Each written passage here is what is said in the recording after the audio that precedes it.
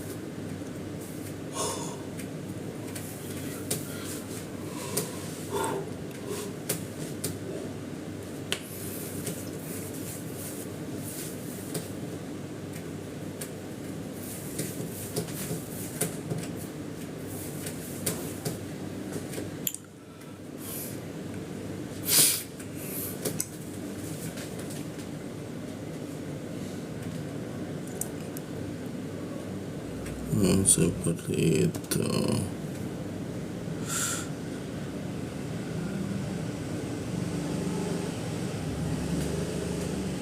Terus kalau mau pindah mana? Chatting mana kalau mau pindah, cuy?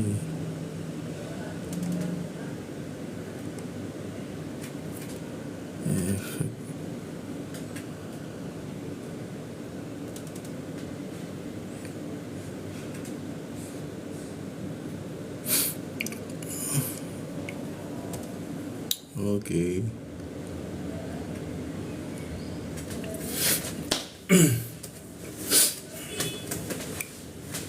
Bismillahirrahmanirrahim. Assalamualaikum warahmatullahi wabarakatuh. Tafsir, kita masuk ke episode tafsir. Kita merubah namanya sedikit ya, jadi tafsir rasional. Oke. Assalamualaikum warahmatullahi wabarakatuh. Kita masuk dalam acara tafsir rasional. Dalam acara ini kita akan membahas tafsir Al-Quran secara rasional ya. Kita memasuki menyambung episode sebelumnya. Kita masuk ke episode ke-7, membahas surat Al-Fatihah ayat 7. Oke, kita bahas. Bismillahirrahmanirrahim. Siratal ladzina an'amta 'alaihim ghairil maghdubi 'alaihim waladdallin.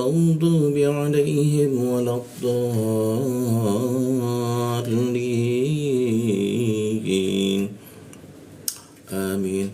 Artinya adalah jalan orang-orang yang kau berikan nikmat, bukan jalan orang-orang yang engkau murkai, bukan pula jalan orang-orang yang kau sesatkan. Oke, sebelum masuk pembahasan, kita lihat dulu gambar berikut ini ya. Jadi inti dari ayat ini adalah dapat digambarkan melalui gambar berikut ini ya.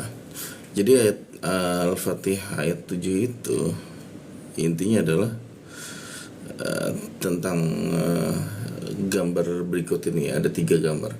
Gambar yang paling atas adalah gambaran tentang orang-orang yang diberikan nikmat ya. Siapa mereka orang-orang yang diberikan nikmat? Mudahnya itu adalah ya muslim seperti itu. Kemudian bukan orang-orang yang dimurkai. Siapa orang yang dimurkai? Ya itu orang-orang yang membuat kerusakan di muka bumi ya. Contohnya itu seperti gambaran orang yang kelompok yang di sebelah kanan. Kemudian bukan pula golongan orang-orang yang disesatkan. Nah, siapa orang-orang yang disesatkan? Gambaran orang-orang yang disesatkan itu dapat kita lihat seperti yang gambar di sebelah kiri ya. Artinya adalah orang-orang yang mengejar dunia. Ya seperti itu.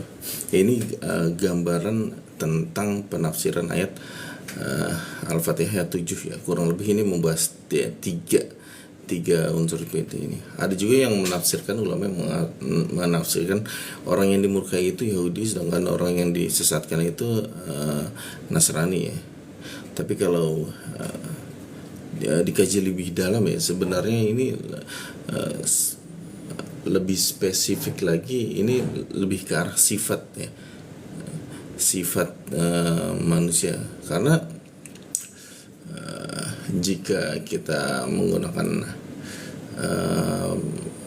data-data ya, belum tentu orang Yahudi itu semuanya itu dimurkai ya.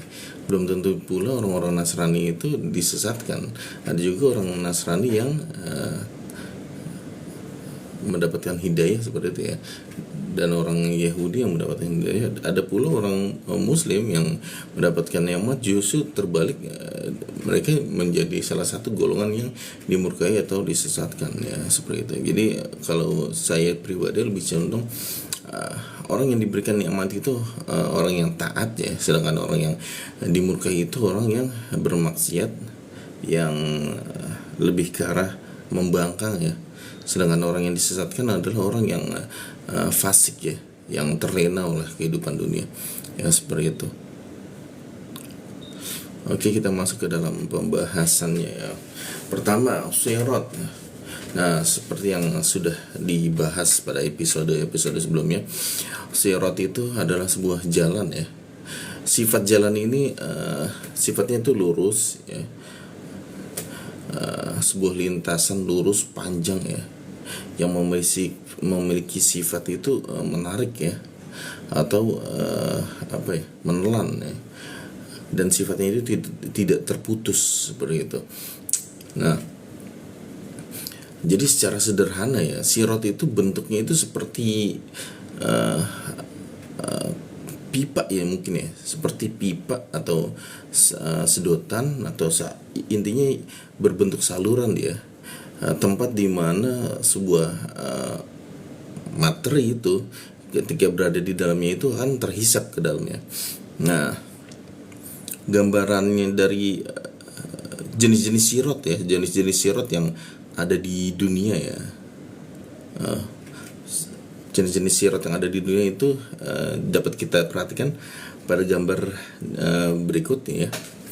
Pertama ya, dari ciri-ciri sirat ya, yang dikatakan, jadi sirat itu sifatnya itu menelan ya.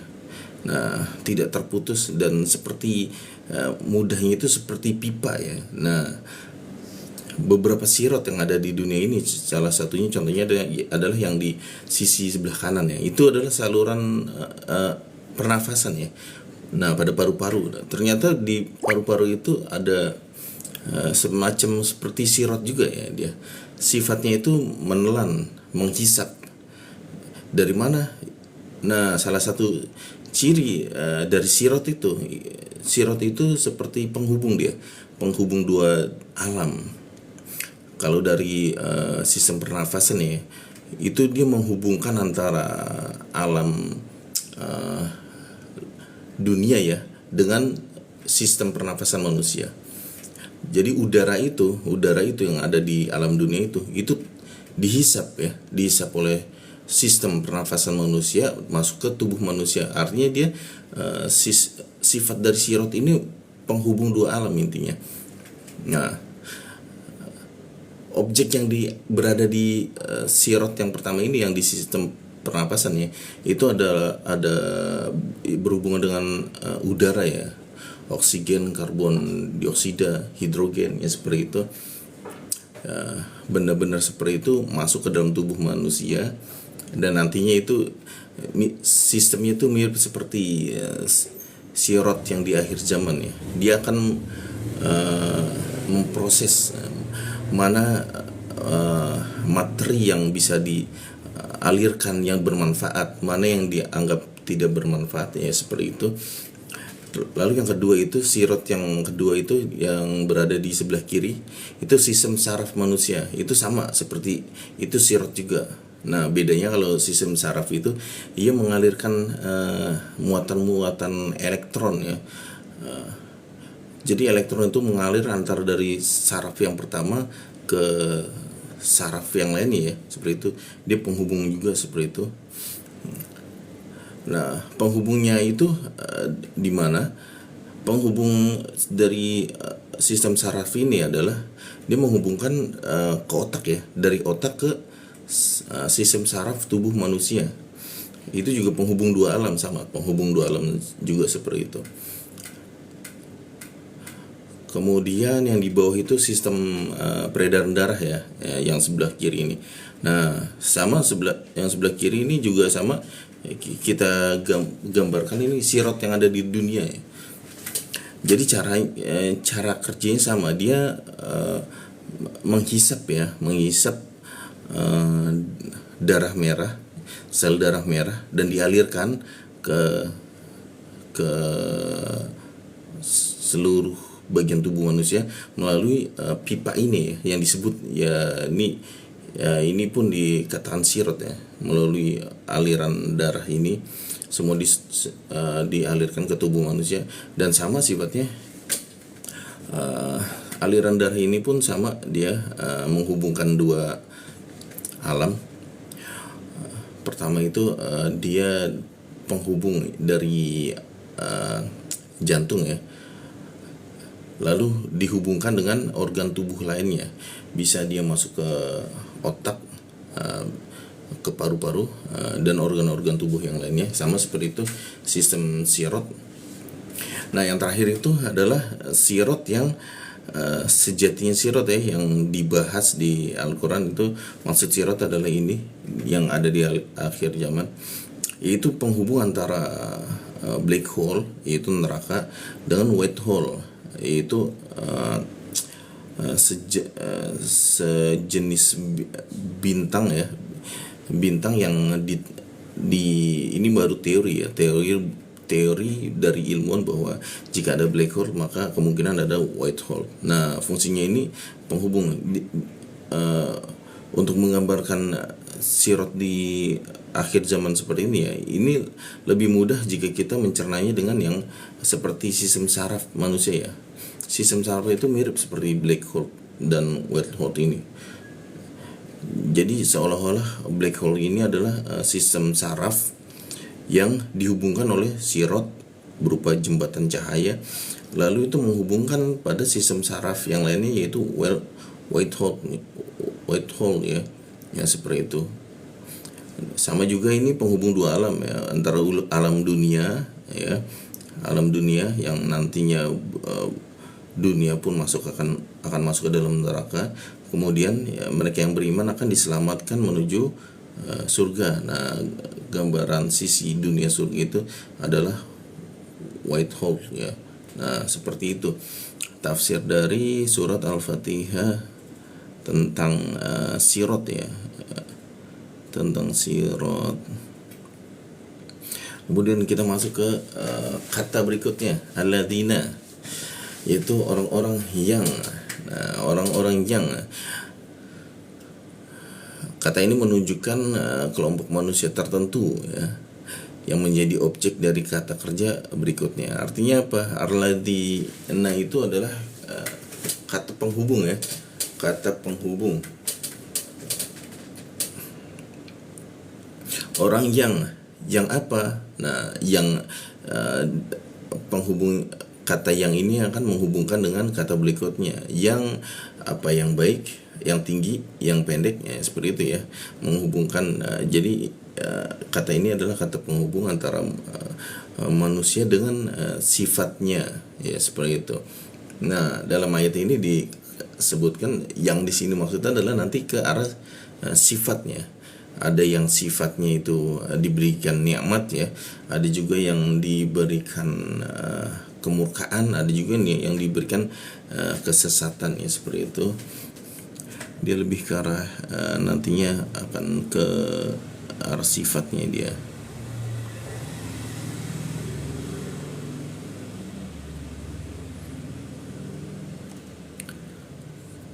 Nah, gambarannya adalah seperti ini ya.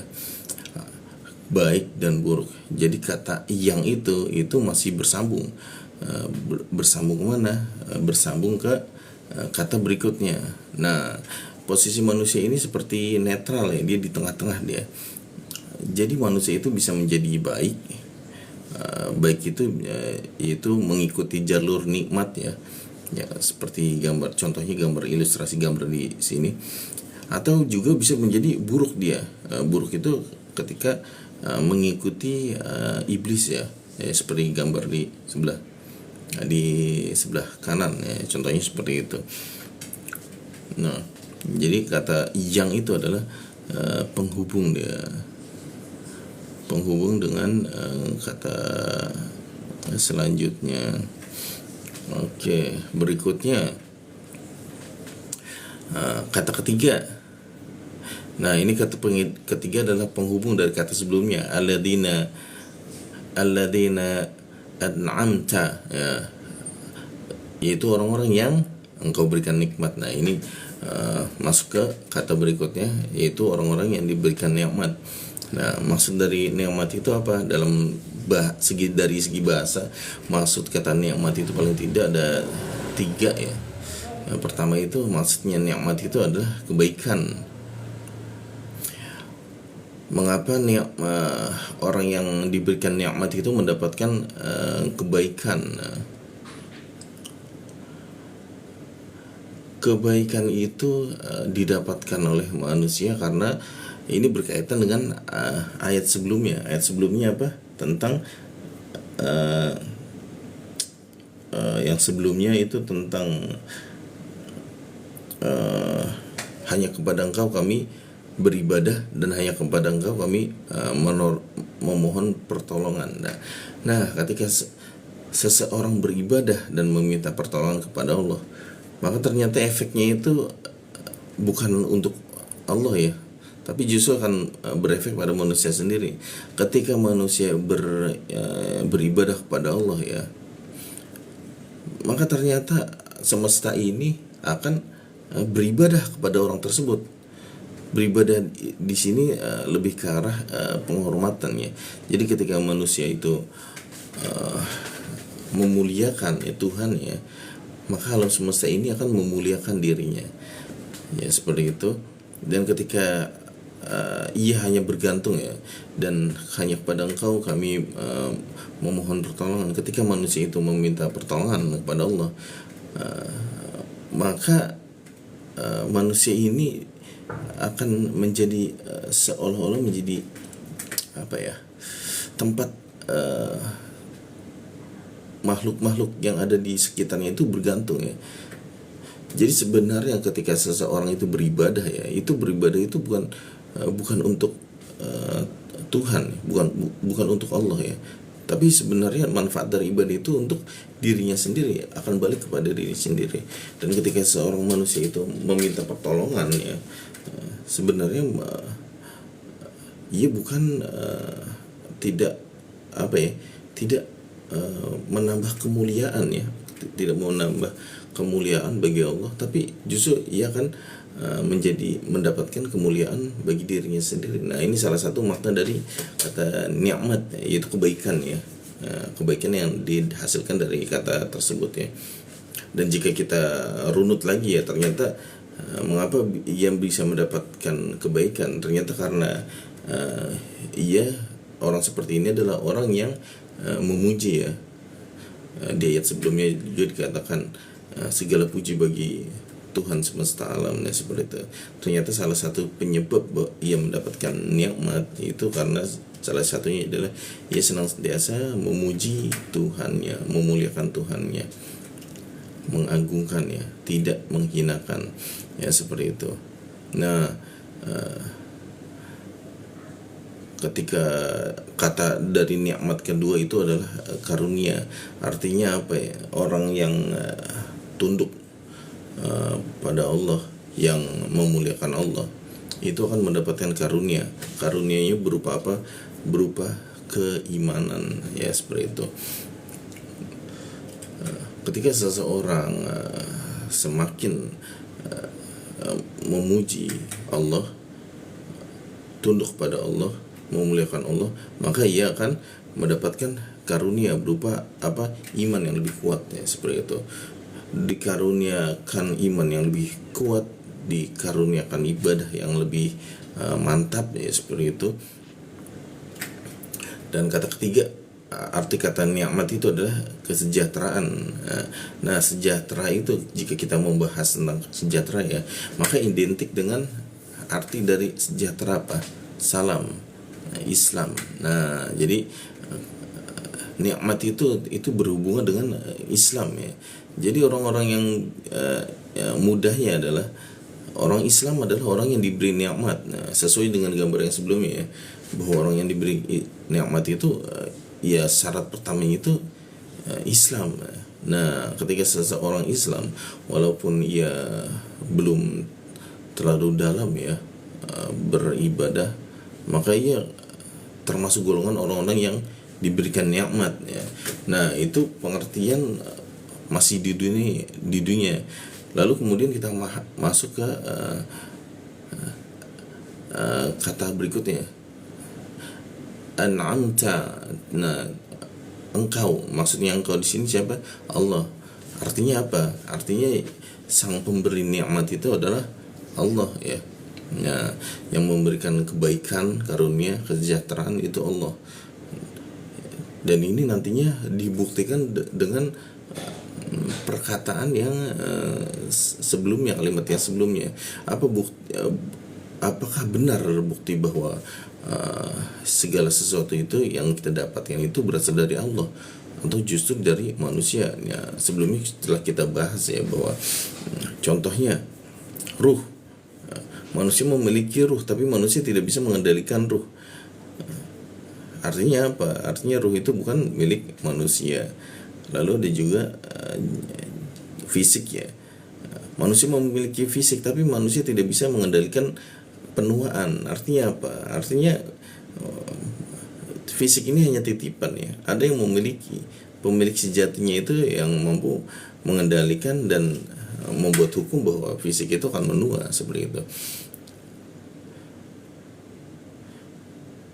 Dan ayat sebelumnya itu memperjelas bahwa yang dimaksud dari ini, yang engkau berikan nikmat, engkau di sini akan kembali pada Allah ya, seperti itu.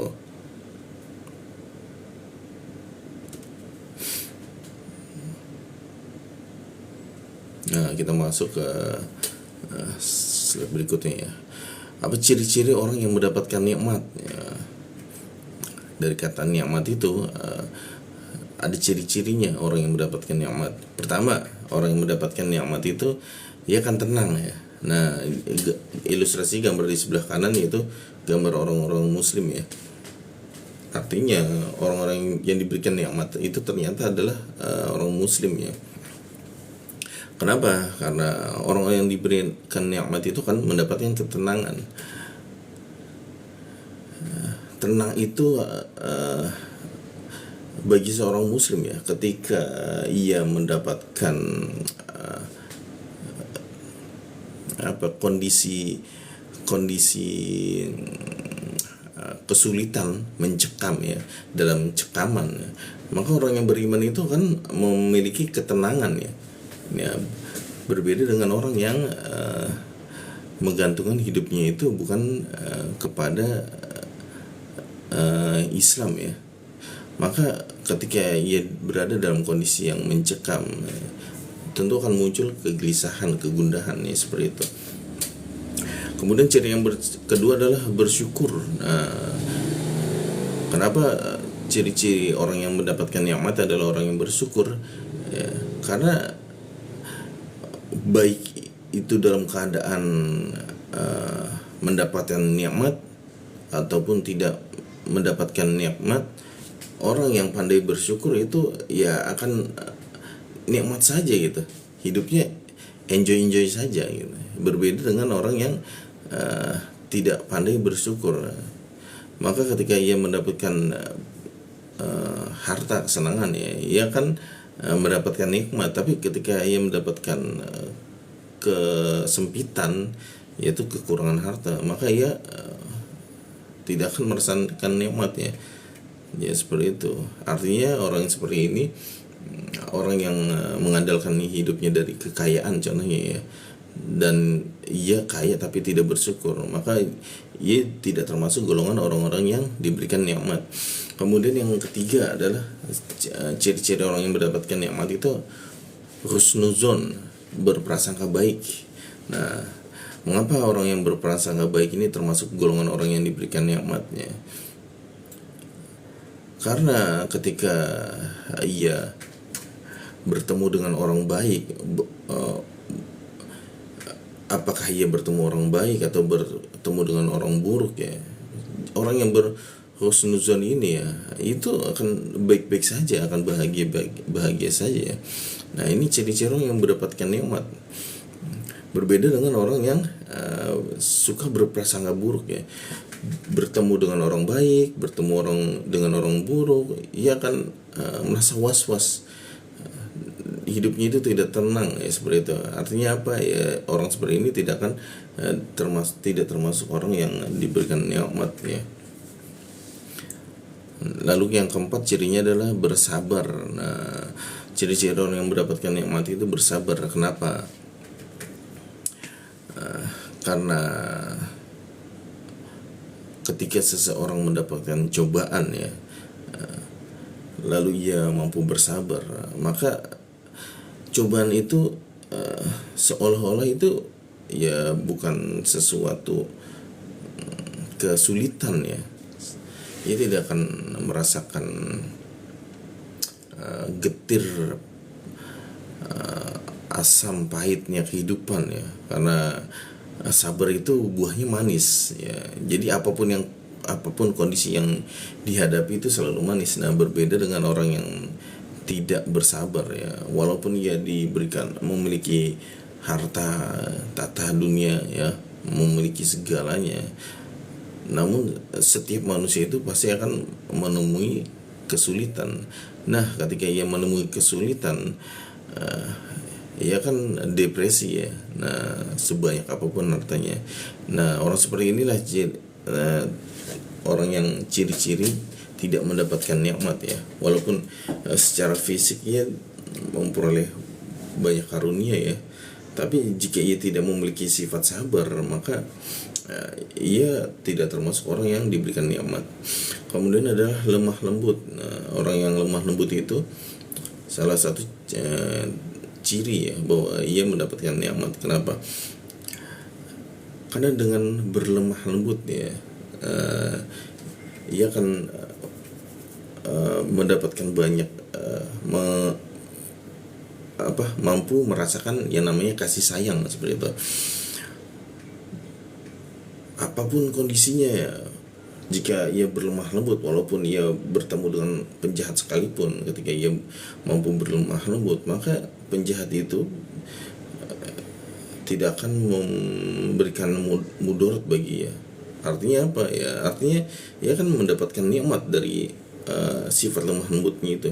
Berbeda dengan orang yang suka gemar marah ya, pemarah. Walaupun ia bertemu dengan orang baik sekalipun ya, karena sifatnya pemarah, maka ada hal sepele pun mampu memicu emosi ya. Akhirnya ya timbullah amarah, dan itulah salah satu ciri bahwa orang tersebut tidak memiliki nikmat ya. Yang terakhir adalah pemaaf.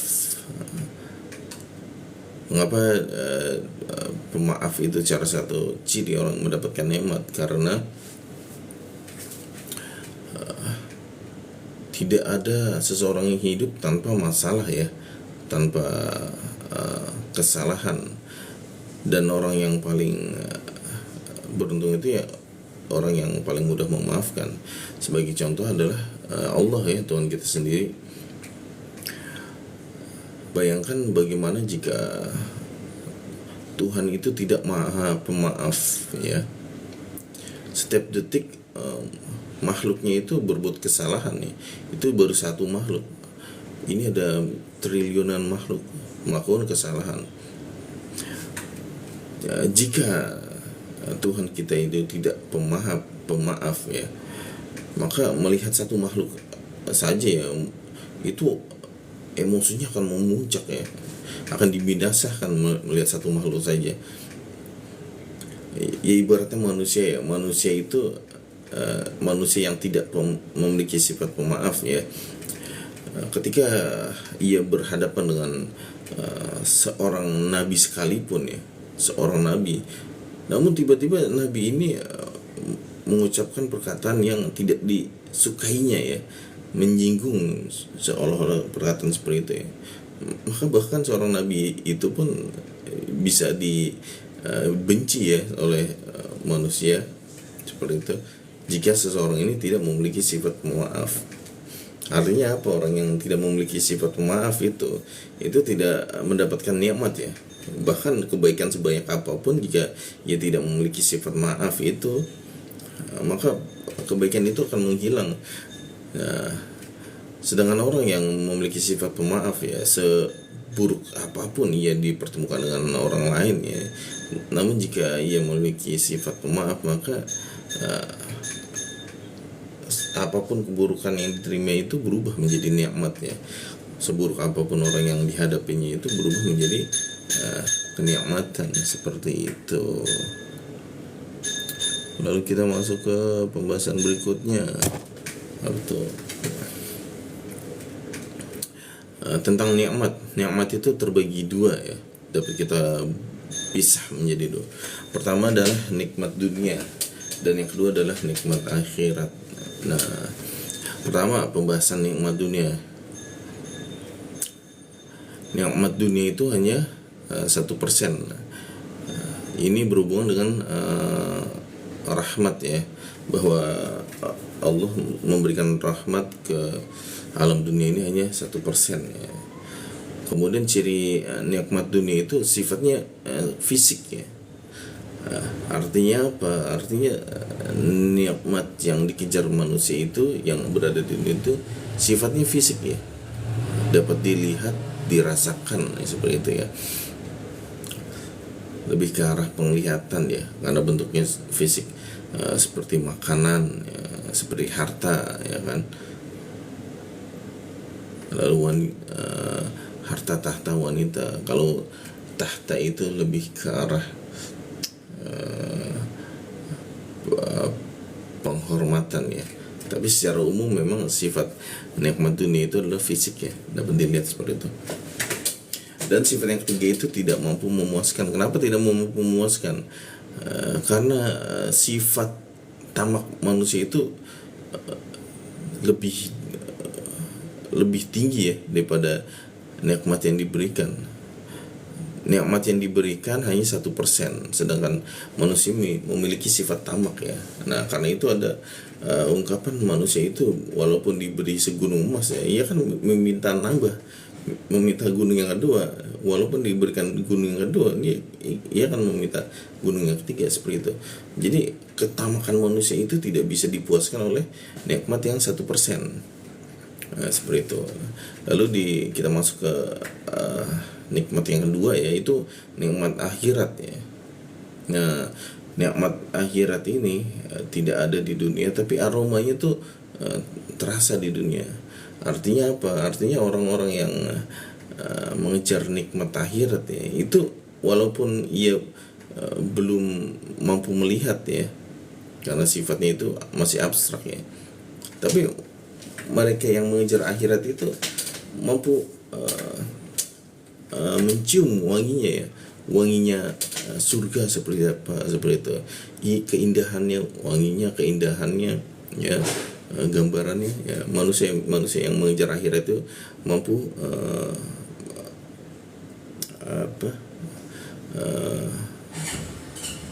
menangkap ya, mampu memiliki daya nalar ya terhadap nikmat akhirat yang belum pernah ia lihat ya. Nah, yang kedua adalah nikmat akhirat itu sifatnya rohani. Artinya apa? Akhirat itu tidak bisa dilihat oleh panca indera ya.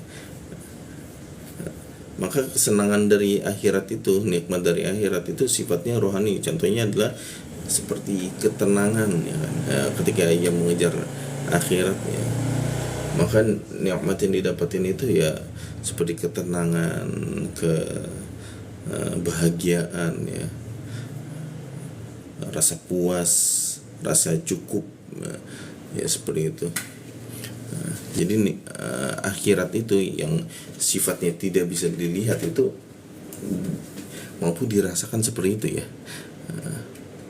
Lalu yang ketiga adalah selalu mampu memuaskan. Nah, selalu mampu memuaskan artinya apa? Ketika seseorang mengejar nikmat akhiratnya, maka orang tersebut akan selalu merasa puas. Contoh dengan ia beribadah, contohnya adalah dengan sholat ya. Nah, dengan sholat, ketika seseorang rutin melaksanakan sholat, maka ia kan merasa tenang ya. Nah, orang yang rutin mengerjakan sholat, dia akan memiliki rasa kepuasan gitu, mendapatkan nikmat ketenangan. Nah, ketenangan itu yang membuat dia merasa puas ya. Berbeda dengan yang dunia sebelumnya. Dunia itu tidak bisa memuaskan ya. Jadi ketika seseorang mengejar dunia, justru ia akan semakin haus seperti itu. Tapi beda dengan akhirat ya. Ketika seorang sholat ya, maka ia kan akan merasa cukup ya dengan ibadahnya. Contoh lagi dengan berinfak misalnya, ia memberikan nafkah ya, memberikan rizki kepada orang lain, maka ia akan memiliki rasa bahagia ya, seperti itu ya, rasa mampu memuaskan hatinya ya, seperti itu. Berbeda dengan orang yang mengejar dunia, justru ketika ia berinfak ya, justru ia akan merasa rugi ya. Kenapa diberikan ya? Karena dia memiliki sifat tamak. Nah, itulah perbedaan antara nikmat dunia dan nikmat akhirat ya, seperti itu. Lalu kita masuk ke ini adalah contoh, hanya ilustrasi ya. Kalau nikmat dunia itu contohnya itu seperti yang di sebelah kanan ya. Nikmat dunia itu biasanya orang-orang mengatakan harta, tahta, dan wanita ya. Gambarannya ada contoh sebelah kanan ya, yaitu harta, lalu kekuasaan ya, lalu pasangan ya, seperti itu. Tiga unsur inilah yang akan dikejar oleh manusia yang mencari kenikmatan dunia. Sedangkan contoh ilustrasi gambaran nikmat akhirat itu seperti yang di sebelah kiri ya. Sama seperti itu ya, harta, tahta, dan wanita. Bedanya apa? Kalau diilustrasikan yang di sebelah kiri itu, hartanya itu lebih ke arah apa ya, banyak ya, berbeda dengan yang di dunia. Kalau di dunia manusia sebesar apapun mengumpulkan harta itu tidak akan puas ya. Beda dengan yang sebelah kiri ya. Yang sebelah kiri itu gambaran bahwa di akhirat itu manusia mampu mendapatkan harta yang mampu memuaskan ya, ketamakan hatinya sampai ia mengucapkan cukup ya. Ketika dia ditanya manusia yang paling rendah derajatnya ya di surga itu, Allah tanya, mau apa lagi? Nah, manusia itu sampai mengatakan cukup. Artinya apa? Harta yang diberikan sudah cukup. Tatanya apa? Ia menjadi raja di surga ya. Itu pun sudah cukup. Wanitanya apa? Itu bidadari yang melayaninya. Ia mengatakan cukup. Artinya apa? Artinya ia udah puas. Nah, ketamakan manusia itu, intinya adalah ketamakan manusia itu hanya bisa dipuaskan oleh sisa 99 rahmat yang Allah simpan di akhirat ya, seperti itu. Jadi 1% nikmat yang ada di dunia itu, rahmat yang Allah turunkan ke dunia itu, tidak akan mampu memuaskan ketamakan manusia ya, yang sejatinya itu hanya bisa dipuaskan oleh 99% nikmat yang ada di akhirat ya. Jadi intinya seperti itu. Kemudian kita masuk ke berikutnya, pembahasan berikutnya, kata berikutnya, kata keempat, yaitu alaihim, atas mereka. Nah, ini menarik, atas mereka. Atas mereka itu tidak selalu bermakna, atas itu tidak selalu bermakna tempatnya. Karena dalam bahasa Arab kata ala itu selain menunjukkan posisi ya, yaitu fisik, yaitu di atasnya. Tapi ini juga memiliki maksud ya, seperti penguasaan, pembebanan ya kan, pemberian hukum seperti itu, ketetapan yang diberikan, ditimpakan. Jadi makna atas ya, atas dalam bahasa Arab itu lebih ke arah legalitas ya, seperti itu. Legalitas atas mereka, yaitu bisa bermakna kepada mereka ini, itu lebih ke arah pemberian keputusan, ketetapan ya, seperti itu. Artinya apa? Artinya segala yang didapatkan oleh manusia itu ketika menggunakan alaihim, artinya adalah itu berdasarkan keputusan ya, keputusan dari sang maha berkehendak, yaitu Allah ya. Artinya segala yang didapatkan oleh manusia itu tidak lepas dari ketetapannya, walaupun itu ketetapan yang remeh ya, seperti contoh sendal putus ya, seperti itu. Nah, itu pun termasuk bagian dari ketetapan Allah ya. Jadi dari kata ini seolah-olah mengatakan bahwa yang namanya keberuntungan itu tidak ada ya. Artinya keberuntungan itu sendiri merupakan bagian dari ketetapan. Yes. Jadi kalau ada orang yang mengundi nasib dengan mengocok ya, lalu ia mendapatkan dari kocok ini, itu sebenarnya bukan untung-untungan ya, tapi memang sudah bagian dari ketetapan ya. Jika diberikan nikmat ya kan, kebaikan dari contohnya ia sedang berjalan, tiba-tiba dalam perjalanan mendapatkan sebongkah emas ya. Nah, itu bukan sebuah keberuntungan yang jatuhnya kebetulan gitu. Tidak ada kata kebetulan. Jadi itu memang nikmat itu selalu berdasarkan ketetapan ya.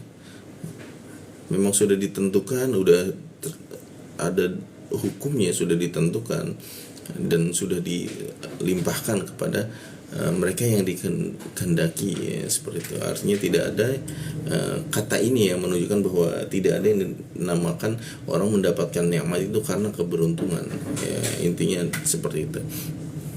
Dan nanti balik lagi akhirnya adalah tidak ada orang yang mampu mendapatkan nikmat itu mengatakan bahwa ini hasil kerja keras saya sendiri. Tidak ada orang yang seperti itu, karena segala sesuatu itu sudah ditetapkan berdasarkan ketentuan yang sifatnya itu diberikan legalitas seperti itu. Oke, kita masuk ke nah ini contohnya, contoh dari sebelumnya.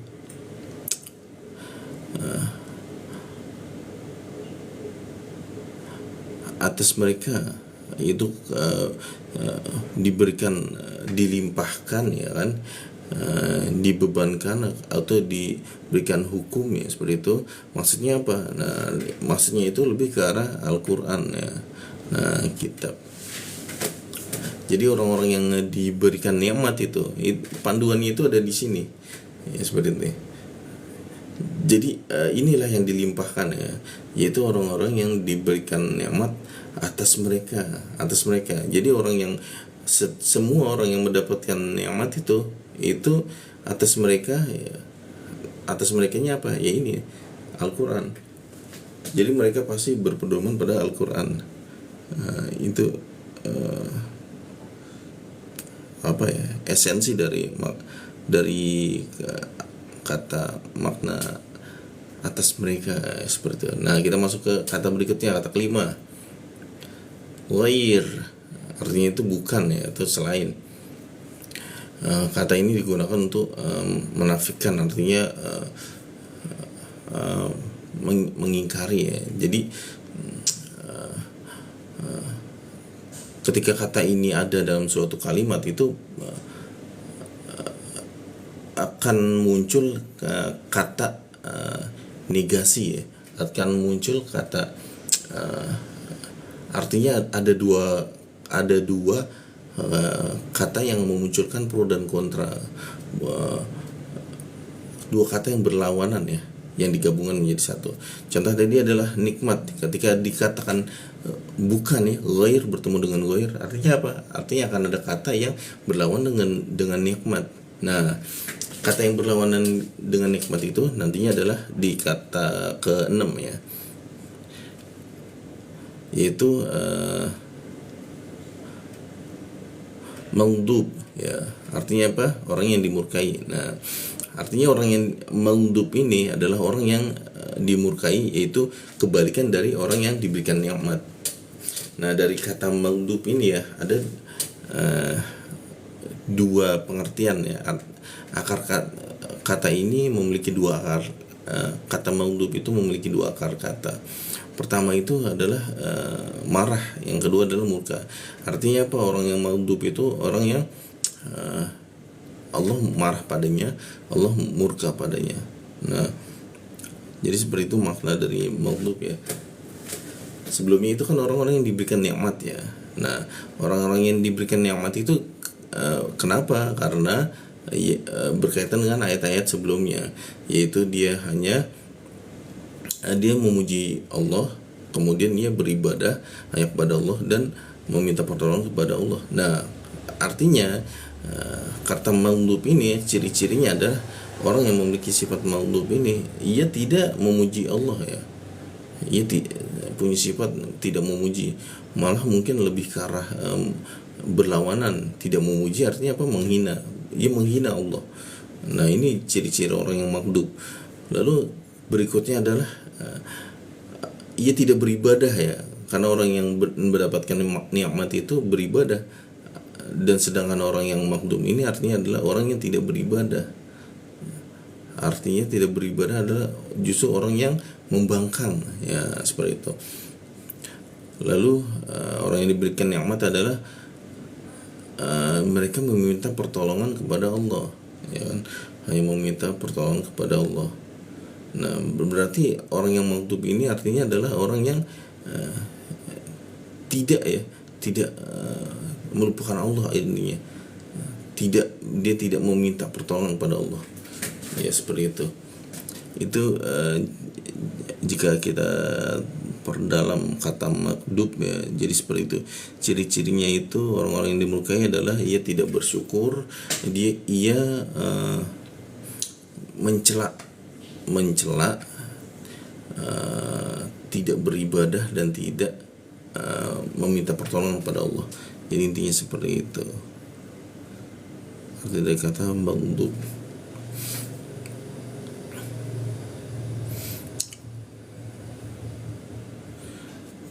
Apakah yang menyebabkan Allah murka ya kan? Nah, maghdub itu orang yang dimurkai Allah. Mengapa ada orang yang dimurkai Allah? Allah itu punya sifat pengasih dan penyayang ya. Jadi jika kita menggunakan kata maha ya, artinya apa? Pengasih Allah itu ya, itu sangat luas. Artinya itu secara logika itu tidak ada makhluk yang dimurkai, tidak akan ada makhluk yang dimurkai. Nah, uniknya itu adalah kok bisa ada gitu, sampai bisa ada orang yang Allah murkai. Padahal ya Allah itu punya sifat yang sama sekali ya tidak bisa marah kepada makhluknya ya. Makanya ada ungkapan kasih sayang Allah itu lebih dahulu daripada murkanya, seperti itu. Karena memang Allah memiliki sifat maha ya, maha penyayang, seperti itu. Tapi kok ada gitu orang yang sampai mendapatkan kemurkaan? Artinya apa? Artinya orang seperti ini benar-benar melampaui batas yang bisa ditoleransi ya. Artinya benar-benar buruk ya, perangai benar-benar buruk. Nah orang yang melampaui batas dari toleransi yang Allah berikan itu, salah satunya dinamakan adalah zolim. Nah kata dari zolim itu adalah menempatkan sesuatu yang tidak pada tempatnya. Nah, seperti itu.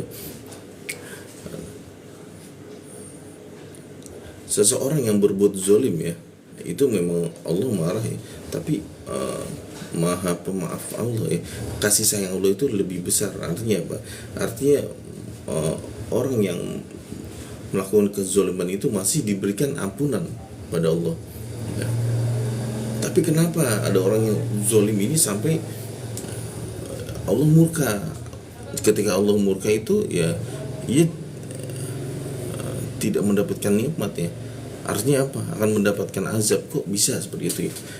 Ternyata ya ia melakukan kezoliman. Salah satu kezoliman yang benar-benar membuat Allah itu tidak bisa mengampuni hambanya apa? Yaitu melakukan kesyirikan. Yaitu ketika manusia itu menduakan Allah ya. Jadi ia tidak beribadah kepada Allah ya. Ketika seseorang tidak beribadah pada Allah, maka ia akan termasuk golongan orang yang zalim, dan orang seperti ini yang termasuk orang yang dimurkai. Yang kedua adalah Allah itu murka pada orang yang membuat kerusakan ya. Nah, Allah itu maha penyayang ya, bahkan kepada orang-orang yang membuat kerusakan ya pada dirinya sendiri. Tapi kok ada orang sampai Allah itu murka pada orang yang membuat kerusakan? Artinya adalah orang seperti ini, ia membuat kerusakan itu yang luar biasa dahsyatnya ya. Kerusakan apa yang dia perbuat sehingga Allah itu sampai murka ya? Ternyata orang-orang yang membuat kerusakan ini yang begitu besar adalah orang yang membuat kerusakan pada agama ya. Nah, ketika seseorang itu masih merusak alam ya, contohnya ya melakukan kerusakan kepada lingkungan atau pada apa, itu Allah masih bisa memaafkan ya, karena Allah memiliki sifat maha penyayang ya, masih bisa disayang. Tapi ketika seseorang membuat kerusakan pada agama ya, maka inilah kerusakan yang Allah yang memiliki sifat maha penyayang saja sampai murka ya, tidak bisa memaafkan ya, seperti itu. Nah yang ketiga adalah sifat sombong. Nah,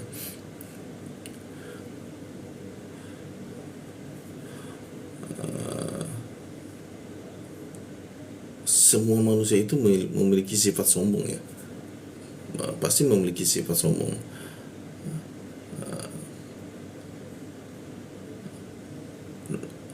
Sombong itu lebih ke arah ego dia nantinya. Kenapa manusia bisa sombong? Karena ia memiliki ego. Manusia itu memiliki ego.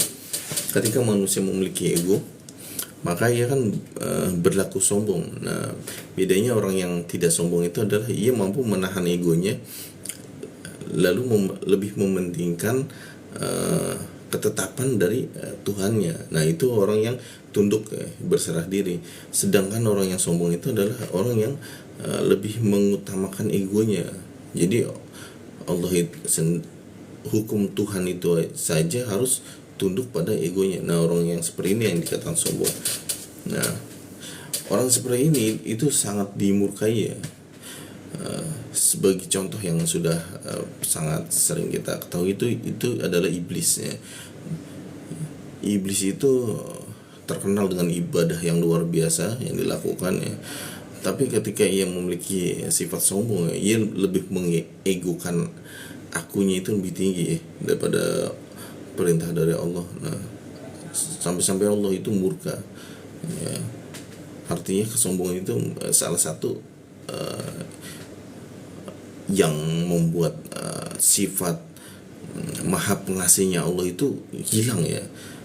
Dari maha yang benar-benar sangat menyayangi hambanya itu akan hilang karena kesombongan.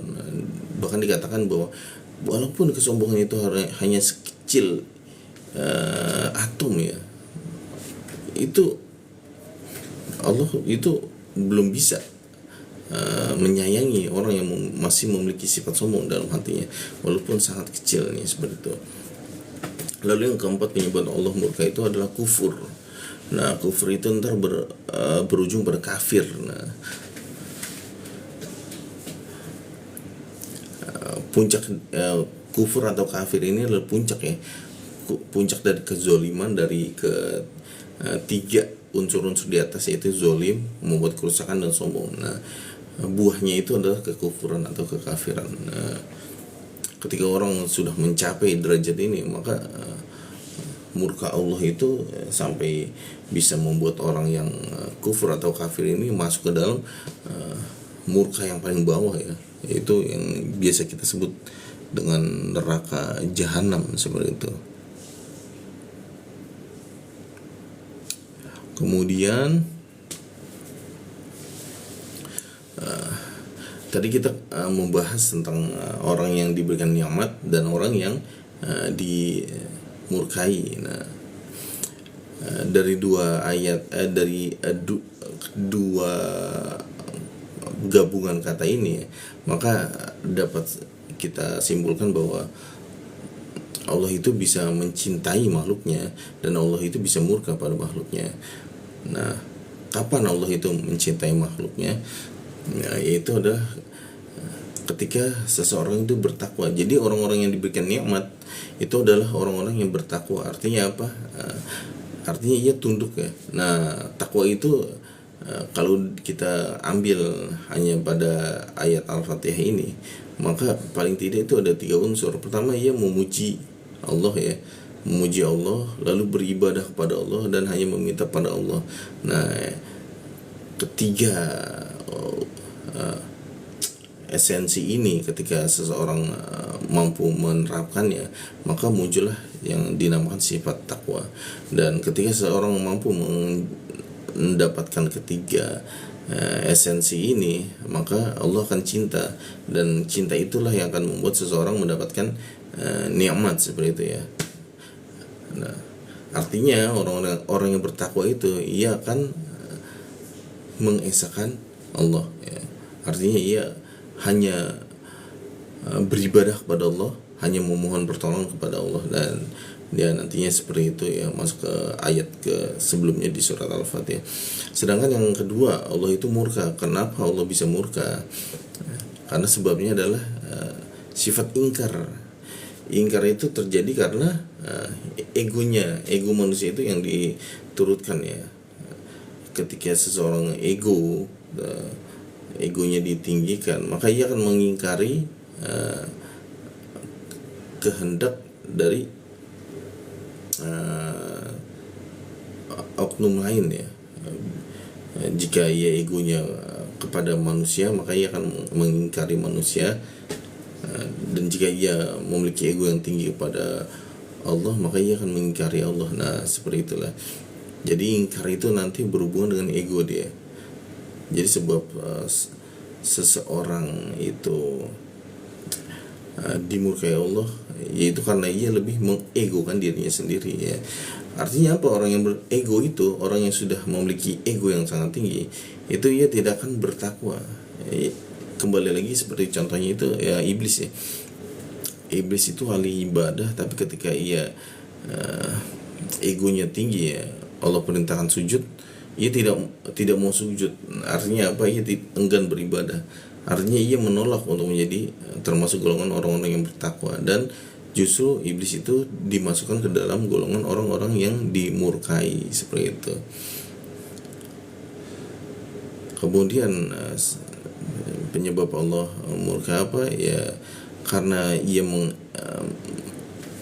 mendewakan dirinya sendiri ya, ego terhadap diri sendiri. Otomatis ia itu masuk ke ranah syirik. Artinya apa? Ia menduakan Tuhannya. Artinya ketika seseorang mempertuhankan egonya, itu termasuk syirik ya, yaitu mendewakan, mengagungkan egonya sendiri ya, seperti itu. Akhirnya buahnya apa? Buahnya adalah Allah murka terhadap dirinya. Nah, gambaran dari dua sifat ini ya, yaitu orang yang diberikan nikmat dan orang yang dimurkai, itu gambarnya seperti gambar di atas ini. Gambar yang atas itu gambaran orang-orang yang diberikan nikmat ya. Nah, dari gambarnya saja jelas ya, orang yang diberikan nikmat itu bawaannya sejuk, tenang, damai, lemah lembut, ya kan, sopan santun, ya seperti itu gambaran orang yang diberikan nikmat. Sedangkan orang yang dimurkai, nah gambarnya itu seperti orang yang di bawah, mereka gemar melakukan kerusakan ya, tidak segan menghilangkan nyawa ya demi mendapatkan apa yang diinginkannya. Keras, pemarah ya, bisa kita gambarkan ya dari gambaran nyata yang sedang kita alami saat ini antara orang yang beriman dengan orang yang tidak beriman. Nah, seperti itulah gambar orang yang diberikan nikmat dan dimurkai ya. Orang yang beriman itu orang yang diberikan nikmat, sedangkan orang yang dimurkai itu adalah orang yang tidak beriman ya. Dan contohnya itu seperti gambar di atas ya. Lalu kemudian kita masuk ke kata berikutnya, 7, alaihim, atas mereka. Nah, dalam bahasa Arab kata ala tidak hanya menunjukkan posisi fisik ya, sama seperti sebelumnya, tidak hanya menunjukkan posisi fisik, tapi bisa juga maksudnya ala itu adalah penyerahan kekuasaan ya, penyerahan beban ya, pemberian hukum seperti itu, pemberian ketetapan ya kepada seseorang. Maksudnya alaihim itu seperti itu. Artinya apa? Artinya kembali lagi, kalau yang ini berhubungan dengan orang yang dimurkai. Artinya orang yang dimurkai itu tidak semata-mata tiba-tiba saja murka, tapi memang Allah itu menetapkan bahwa Allah itu murka padanya. Kembali lagi, tidak ada yang kebetulan ya. Jadi orang-orang yang dimurkai itu tidak kebetulan, tapi memang itu ketetapan pemberian penguasaan bahwa Allah murka kepada mereka disebabkan oleh ya perbuatan mereka sendiri. Nah, lalu berikutnya di 8, wala, dan tidak pula, dan bukan pula. Wa itu artinya kata sambung ya. Nah, ketika dikatakan wala dan tidak pula, artinya adalah penghubung dua kalimat ya, yang sifatnya penolakan ya. Artinya ada dua penolakan di sini. Penyambung dua penolakan. Penolakan yang pertama adalah orang yang dimurkai. Nah, yang kedua adalah itu masih seirama ya. Ada di kata berikutnya. Seperti itu. Dan tidak pula apa? Dan tidak pula termasuk golongan orang-orang yang dolin itu artinya disesatkan, atau tersesat ya, orang disesatkan, tersesat. Artinya di kata ini ada dua kata penolakan. Yang pertama, jangan jadikan termasuk golongan orang yang dimurkai, dan jangan pula termasuk orang-orang yang disesatkan. Nah, kata disesatkan ini ya, itu memiliki akar kata yang paling tidak ada 3 makna. Pertama, menyimpang. Kedua adalah ya tersesat. Ketiga adalah kehilangan arah. Nah, orang-orang yang disesatkan Allah itu adalah, pertama, dia menyimpang. Kenapa dikatakan menyimpang ya? Arti kata menyimpang itu adalah sebenarnya dia termasuk bagian dari golongan orang yang lurus ya. Artinya dia memang berada pada jalur orang-orang yang lurus, tapi di pertengahan jalan dia menyimpang. seperti itu. Ibarat orang sedang sholat ya, misalnya sedang sholat, nah yang lain sholatnya mengikuti imam ya. Nah tiba-tiba orang yang satu ini menyimpang, dia di pertengahan tiba-tiba melakukan gerakan sendiri ya yang tidak sesuai. Nah makna dari penyimpangan ini seperti itu ya. Artinya orang yang menyimpang itu ya dekat, sebenarnya dekat dengan orang yang beriman, tapi ia melakukan penyimpangan seperti itu. Kedua adalah orang-orang yang tersesat. Nah makna dari dolin itu adalah orang-orang tersesat. Kenapa dolin itu dikatakan sebagai orang-orang yang tersesat?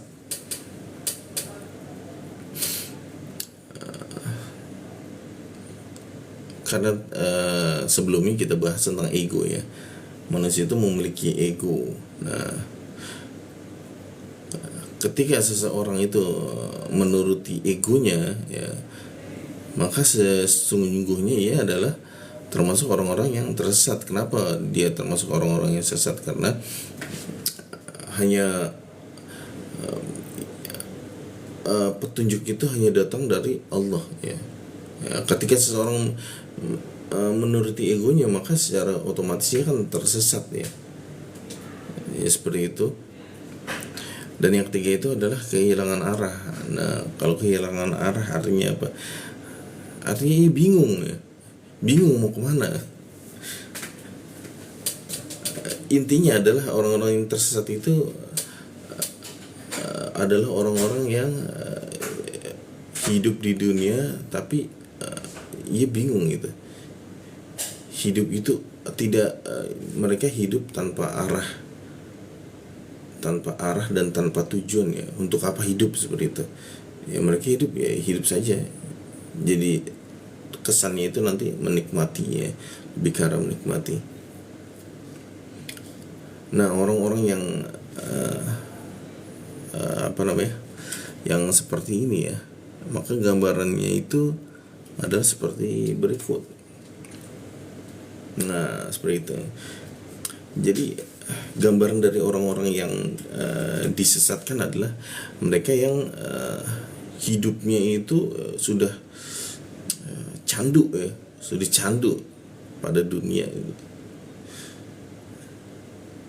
Jadi mereka hidup hanya tujuannya untuk dunia. Nah orang seperti inilah yang termasuk golongan orang-orang yang disesatkan. Kenapa? Karena seseorang yang sudah hidupnya dikuasai oleh dunia ya, maka ia akan bergerak tergantung ya di dunia itu membawanya kemana ya, bukan tergantung Allah lagi. Jadi ketika ada perintah, ada azan, sholat ya, manusia yang sudah mengejar dunia ya, maka ia tidak mengikuti jalan yang lurus lagi, yaitu perintah ya. Dia mengikuti apa ya? Mengikuti hawa nafsunya mengatakan bahwa tanggung ya kan, seperti itu kan, akhirnya dikejar. Nah kenapa dikatakan orang seperti ini dikatakan tersesat? Karena tipe orang yang seperti ini ya, nanti dia akan mencari dalil pembenaran atas kesalahan yang dia lakukan. Karena manusia itu memiliki nurani ya, hati. Jadi manusia ketika seseorang melakukan dosa itu, hatinya itu merasa terbebani ya, merasa ada kesalahan. Setiap manusia seperti itu. Jadi ketika ia melakukan dosa, maka nuraninya akan mengatakan ini salah loh ya. Setiap manusia itu memiliki seperti itu. Nah untuk menekan rasa bersalah ini, orang-orang yang tersesat itu biasanya mereka membuat dalil ya. Tujuannya apa? Untuk menenangkan hatinya sendiri. Contoh seperti orang yang contohnya korupsi ya. Nah, ia mengambil hak orang lain, nurani itu mengatakan ini perbuatan salah. Tapi ia kan mau mencari dalil ya, agar nuraninya itu bisa tertutupi ya, bisa terendam, rasa bersalah itu bisa terendam. Ia akan membuat dalil, mencari dalil. Oh ya wajar ya, kita kan bekerja untuk rakyat ya, masa hanya dapat gaji kecil ya. Ini kalau mengambil sekian persen dari pemanfaatan anggaran itu ya sah-sah saja. Nah, nanti dalilnya seperti itu. Akhirnya apa? Akhirnya perkataan itu digunakan dalil agar hatinya tenang ya, seperti itu. Nah, ketika seseorang sudah menggunakan dalil ya yang menyesatkan tanpa ilmu seperti ini, nah orang tersebut itu akan tersesat.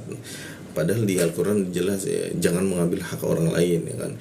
Nah, jika orang-orang mengikuti petunjuk seperti ini, ia akan menuju pada nikmat. Namun ketika seseorang lebih mengegokan dirinya sendiri, kemudian ia membuat dalil tanpa ilmu ya, tapi berdasarkan nafsu, nah maka dalil itu kan membuatnya tersesat ya, seperti itu. Dan kata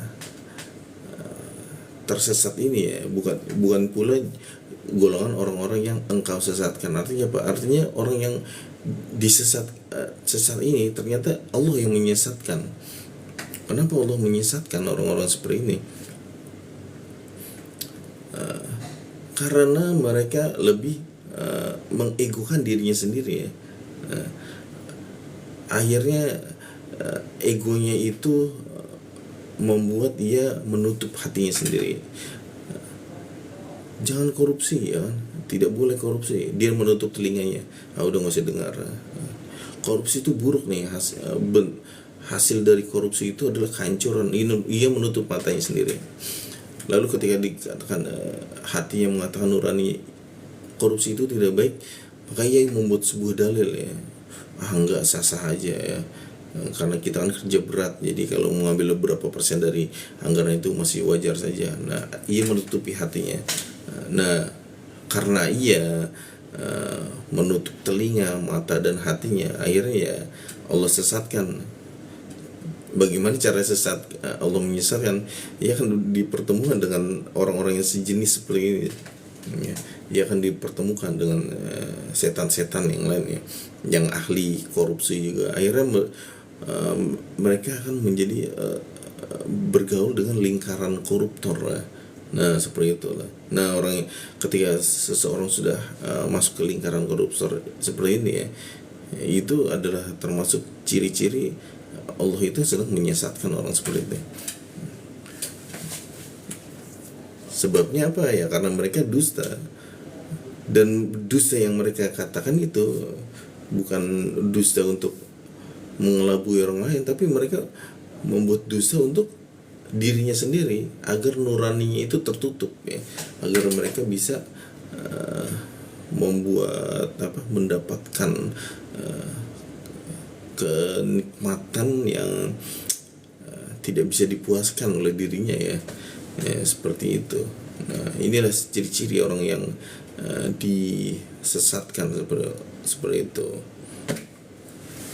Itu dari segi materi ya, dan ada banyak pula. Contohnya itu yang paling jelas itu jabatan ya. Ketika seseorang ingin mendapatkan jabatan, maka ia akan melakukan segala hal ya. Bahkan Al-Quran itu ditabrak semua. Jangan berlaku zolim ya, jujur ya. Itu ditabrak semua. Demi apa? Demi jabatan. Nanti dalilnya ada saja. Mereka membuat kesesatan pada dirinya sendiri. Jangan berlaku zolim ya. Kalau dalam politik itu ya itu sah-sah saja ya. Seperti itu dalilnya. Jangan menipu ya. Lalu ia membuat dalil ya, dalam politik itu kan perjuangan ya. Artinya kita menipu itu sah-sah saja ya. Nah, dalil-dalil seperti itu itulah yang akan dibuat oleh orang-orang yang tersesat ya, untuk menenangkan nurani dalam dirinya sendiri dan untuk menipu orang lain ya. Jadi orang-orang yang tersesat ini ya, itu nanti ujung-ujungnya akan menyesatkan orang lain juga. Siapa orang menyesatkan siapa? Itu menyesatkan orang yang satu tipe dengan dia. Dia kan berusaha mempengaruhi orang. Ketika seseorang koruptor itu membuat penipuan ya untuk nurani, maka ia akan menularkan kepada koruptor lain agar sama-sama tenang ya, seperti itu. Ketika ia membuat kesesatan dengan jabatannya ya, maka dalil yang dia gunakan itu akan digunakan pada orang lain juga. Kepada siapa? Kepada rekan politiknya juga ya, agar mereka sama-sama mendapatkan ketenangan untuk misi ambisinya ya, intinya seperti itu. Jadi kesimpulannya adalah orang yang Allah berikan nikmat itu adalah orang yang beribadah ya, yang adalah abdillah, hamba Allah yang hanya tunduk beribadah kepada Allah. Kemudian orang yang dimurkai apa? Orang yang dimurkai adalah orang yang secara nyata ya, secara nyata ia tahu perbuatannya buruk ya, tapi ia secara terang-terangan ya, menolak, ia memilih jalan keburukan. Nah, sedangkan orang yang disesatkan itu, ia sifatnya itu di tengah-tengah dia berada di posisi pertengahan dia antara iman dan keburukan ya. Nah, di posisinya di tengah-tengah. Lalu bagaimana agar ia mampu mendapatkan dunia ya, walaupun ia di tengah-tengah tapi ia lebih condong kepada kesesatan.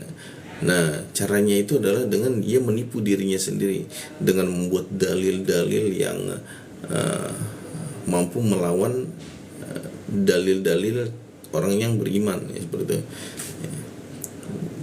Jadi salah satu ciri orang-orang yang tersesat itu ia akan membuat dalil ya yang nanti akan menandingi dalil orang-orang yang beriman ya, seperti itulah. Nah, inti dari ayat ke-7 itu adalah pembahasan tentang tiga tipe manusia ya, seperti itu ya. Dan kita meminta agar termasuk golongan orang-orang yang diberikan nikmat, yaitu orang yang golongan pertama, bukan golongan orang yang kedua, bukan pula golongan orang ketiga. Dan intinya di dunia ini ya hanya ada 3 tipe ya orang seperti ini. Nanti orang yang munafik itu termasuk ke golongan orang yang tersesat ya.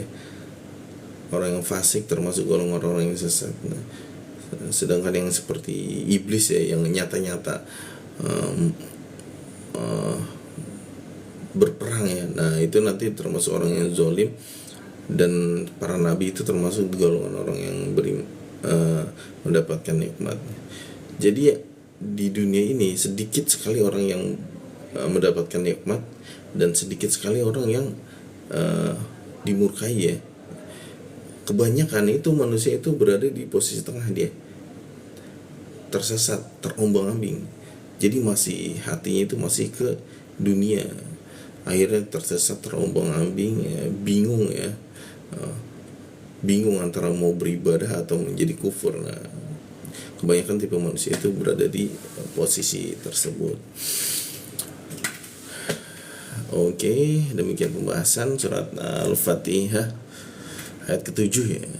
Dalam tafsir rasional kita rubah namanya menjadi tafsir rasional, yaitu penafsiran Al-Quran itu tidak hanya berdasarkan ayat ya, tapi kita kaji itu berdasarkan logika rasional berpikir ya, seperti itu. Mohon maaf jika banyak kekeliruan, kesalahan dalam penyampaian. Semoga bermanfaat. Wallahu a'lam bishawab. Jangan lupa mampir ke channel ya, ada di YouTube, Instagram, dan TikTok. Rusdi Mengaji, acaranya adalah tafsir rasional ya. Silakan di like jika suka dan di share jika dirasa bermanfaat, dan semoga mendapatkan pahala jariyah dari share-nya. Dan tinggalkan komentar jika ada pertanyaan, kritik, dan saran. Wallahu a'lam bishawab. Wassalamualaikum warahmatullahi wabarakatuh.